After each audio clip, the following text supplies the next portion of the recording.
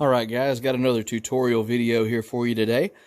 This one is going to be about adjusting gain. And gain is often misunderstood on a board, but gain is just the amount of signal that you have coming through your board.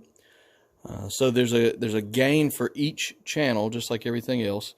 And if you have a channel that's got a lot of signal coming in, so this is our CD player, and it looks like it's just got an awful lot of signal coming in. As a matter of fact, you see that last light there is actually red, and that's our clipping light. And that means that our signal is so loud that we can't even fit it all through the board. So we've got to turn that gain down some. So what you do is you find your channel that's clipping. So we'll select that.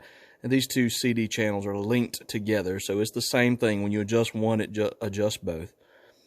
So to keep it from clipping, we have to turn the gain down. So we select that channel. And then up here in this upper left-hand corner in the configuration box here, we see the gain here. And this is a knob, and you'll just turn this knob down until you get to the proper amount of signal. And on a digital board, the right amount of signal is to where you're kind of averaging around that -12.